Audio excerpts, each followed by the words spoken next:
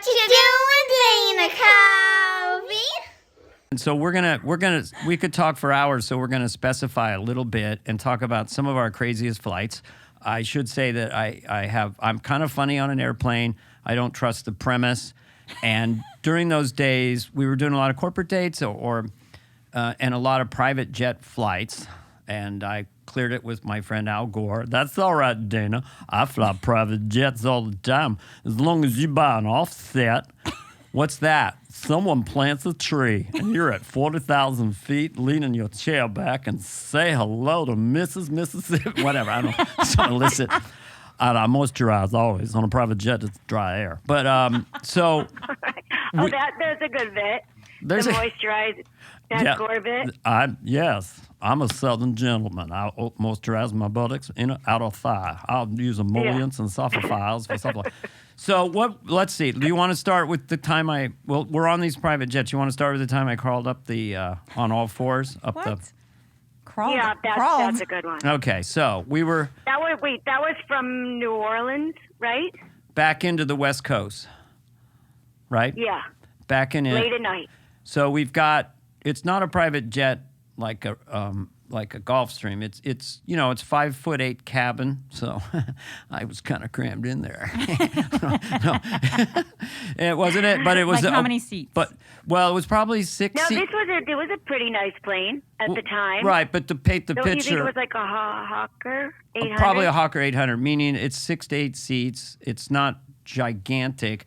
But I always say, after a while, when I first started, like Bill Gates sent me a private jet. My first one, you weren't on this one. He sent to do a gig for Microsoft, and it was like a Lear 20 or something. It was like from the 1970s. My head was, as you're seated, your head touches the roof, and the pilot got on, and he had cowboy boots. And so we took off from Van Nuys Airport in California, and then he just pulled like 10 G's and took this hard turn. Oh my God. And he said, "How'd you like them G's I gave you?" I was like, whoa. And then as I started going through the private jet thing, and I learned with you as well, I learned that, this one's okay. This is a Lear 55, but other ones have that ground proximity radar. Well, would you prefer that? Yeah, but we get by with, talking to the tower and stuff. So then I decided to never be on a budget when you're vertical. Never take the cheap jet. You can take a cheap car, but never take a cheap jet. So Julie and I did a corporate gig from New Orleans. It seemed late at night. I think you fell asleep, right? I don't know. Or you were kind of dozing. And I had a couple pops. I had a squawking pineapple with a splash of Grand Marnier. But I was fine. But then we hit this wicked turbulence coming into the coast, and I felt like it was so wicked I couldn't stand up. But I wanted to check in with the pilots.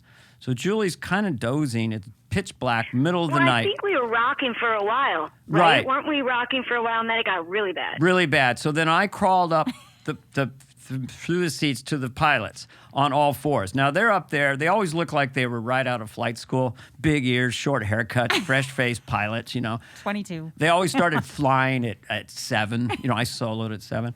So I just went up and I go, divert. Can you guys divert? Can we just get out of this storm? Right, you actually said divert? I crawled up and started yelling divert. They look at me like I'm a crazy monster, and they're like, "Oh, Mr. Carvey, what are you doing here?" And they said, "Well, there's a few chops on the West Coast, but everyone's going in." So I finally. No, so what happened was you woke me up or whatever. You said you said I got to go up there. They're not telling us how unsafe this is, or something probably funnier. Yeah. I would go for faux conspiracy. Like, they know it's bad. They won't tell us it's bad. They want out of this. They think they can do this. I'm not going to tell you. He looks outside. He goes, "I'm not going to tell you what's going on out there, but it's really bad. I'll tell you. I might tell you one day." And then he goes to the bar. And he gives me gin and says, "Drink this." Like medicine. Yeah, because it was pretty wild.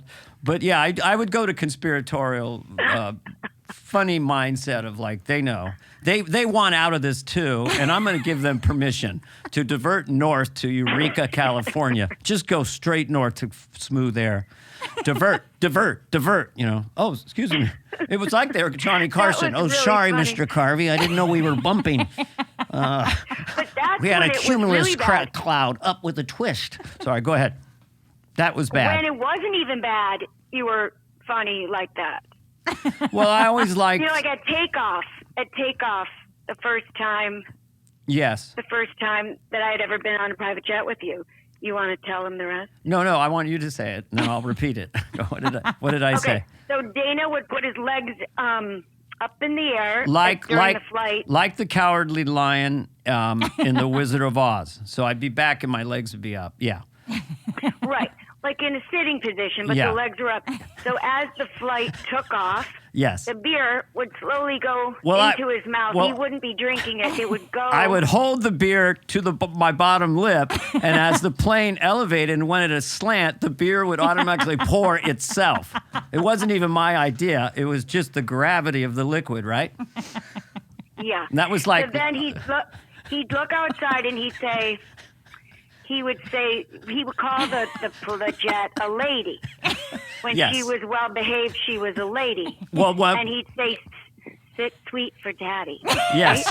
Well, when we go down the tarmac, I would always say, sit up, sit up, sit up.